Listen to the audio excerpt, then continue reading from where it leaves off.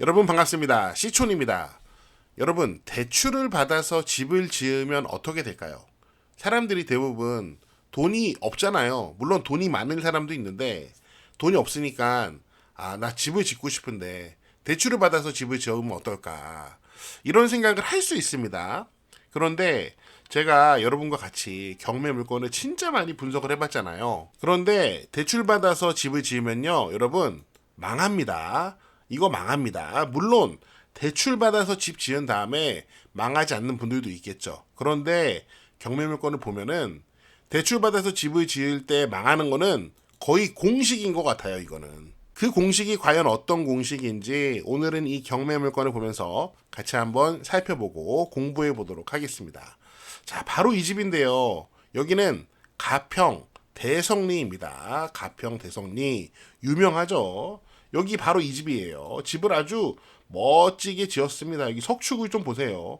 와, 석축이 차 높이의 2배입니다. 이렇게 쌓아서 집을 지었는데 이 집에 옆에 길이 붙어 있고 여러분 이 길의 경사도를 느껴보세요. 자, 위에 올라가서 내려다 보면은 이런 느낌입니다. 겨울에는 눈이 오겠죠. 눈이 쌓이면은 아찔합니다. 이거 거의 뭐 롤러코스터인데 풍경은 아주 좋습니다. 바라보는 풍경은 너무 좋은데 경세가 상당히 급경사다. 저는 여기서 못 살 것 같습니다. 아무튼 전망 내려다보는 풍경은 참 좋습니다. 집을 이렇게 아주 멋지게 지었어요. 깔끔해 보이죠. 이런 집인데 대출을 받아서 집을 지으면 어떻게 되는지 한번 그 과정을 자세하게 살펴보도록 하겠습니다. 우선 토지 등기를 좀 보겠습니다. 토지 등기를 보면은 2013년도에 두 분이서 2분의 1 지분씩 해서 이 땅을 매매로 구입을 합니다. 그리고 나서 2015년에 이 지분을 모두 한 사람에게 이전을 해요. 자, 편의상 이 공유자를 A하고 B라고 하겠습니다. 그리고 2015년에 B 지분 전부가 이제 A한테 이전이 돼요. 그래서 결국 A가 2015년부터 이 땅을 단독 소유하게 됩니다. 제가 지금 요약해서 설명드린 거고 이 사이에 그 공유 지분에 대한 거래가 뭐 다른 사람과 몇 번 더 있었어요. 아무튼 2015년 7월 2일 날 A가 이 토지를 단독 소유하게 됩니다. 자, 그리고 나서 어떤 일이 발생하냐면은 대출을 받게 됩니다.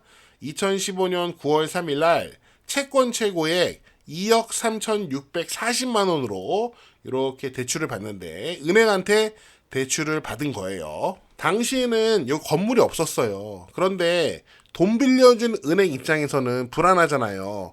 자기가 돈 빌려줄 때 분명히 이 땅 위에 건물이 없는데 나중에 이 땅 위에 건물이 들어서면은 자기의 담보 가치가 토지의 담보 가치가 떨어지잖아요. 불안하니까 은행에서 지상권을 설정해 달라고 합니다. 대출하면서. 그래서 당시 토지 주인 A가 은행한테 지상권을 설정을 해주게 됩니다. 보통 이런 지상권을 우리가 담보 지상권이라고 해요.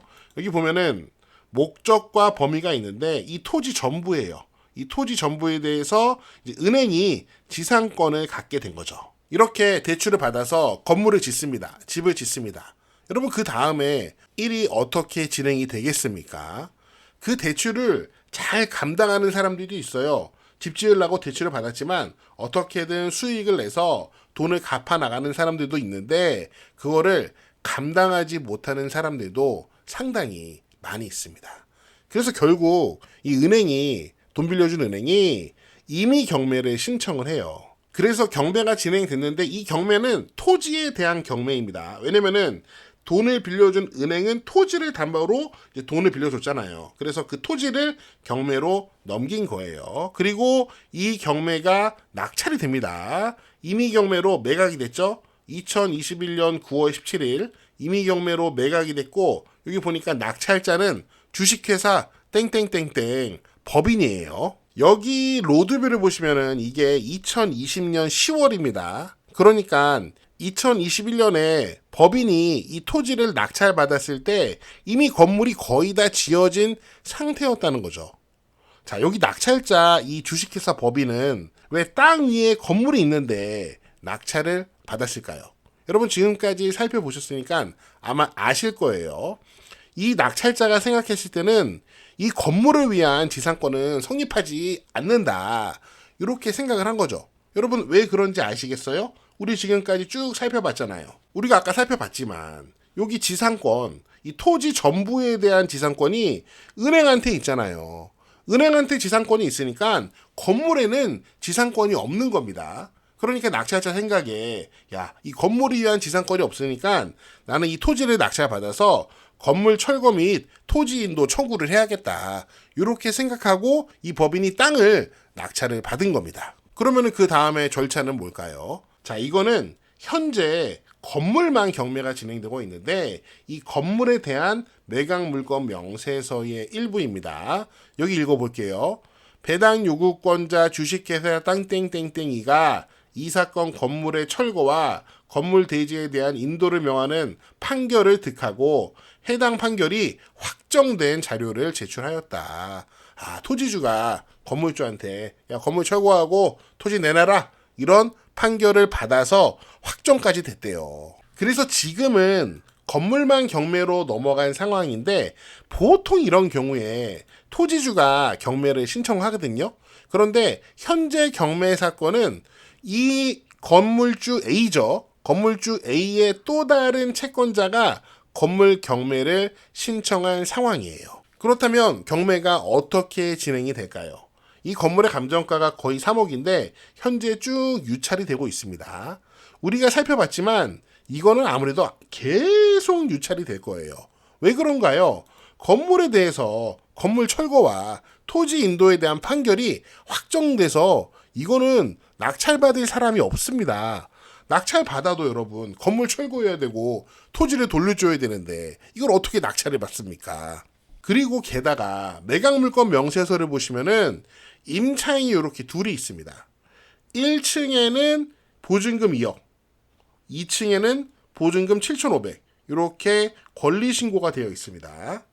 자, 전입 날짜를 보시면은 두 임차인 모두 2022년이고요. 현재 경매, 건물 경매의 말소 기준 권리는 2024년입니다. 그러니까 2024년보다 2022년이 더 빠르니까 요 두 임차인은 경매 낙찰자에게 이 건물 낙찰자에게 대항할 수 있습니다. 그러니까 요거는 낙찰받을 수 없는 보통 사람들은 낙찰을 받을 수 없는 굉장히 위험한 경매 물건이에요. 낙찰받으면 건물 철거해야 되지, 토지 돌려줘야 되지, 보증금도 2억 7,500이나 대항력 있는 임차인에게 돌려줘야 되지. 너무 위험합니다. 그러니까 요거는 이제 앞으로 계속 쭉 떨어질 거예요. 이거 누가 낙찰을 받나요? 결국에는 토지주가 낙찰을 받을 수밖에 없습니다. 아주 싼 가격으로 떨어졌을 때 그때 토지주가 저렴하게 낙찰을 받을 수밖에 없어요. 자, 그러면은 이 임차인들은 보증금이 내가 받을 게 있다라고 주장하고 있죠. 2억하고 7,500만 원 내가 보증금 받을 게 있다라고 주장하는 임차인들은 토지주한테 이 보증금을 돌려받을 수 있을까요? 아니요. 토지주한테는 대항력 있는 임차인이라도 토지주한테는 대항할 수가 없어요. 그래서 결국 이 보증금이 사실이라면 진짜로 임차인이라면 이 사람들은 임대인 A에게 별도로 청구를 해야 될 겁니다. 자, 그런데 임대인 A의 상황이 현재 어떤 상황입니까? 우리가 쭉 정리를 했죠. 임대인 A는 원래 이 땅을 샀죠. 근데 땅을 사고 대출을 받았습니다. 하지만 이걸 감당하지 못해서 경매로 이미 땅을 날렸죠. 아무튼 건물을 지었는데 이 건물도 현재 경매로 날리는 상황입니다. 건물에 대해서 철거해야 되고 토지를 인도해야 되는 상황이고요. 만약에 또 다른 재산이 있다면 임차인들은 보증금을 돌려달라고 다시 그 임대인의 다른 재산을 집행할 수 있겠지만 만약에 또 다른 재산이 없다면은 현실적으로 보증금을 돌려받는 게 어려울 수도 있습니다. 대출을 받아서 집을 지으면은 보통 이런 식으로 진행이 됩니다. 이거 거의 공식이에요.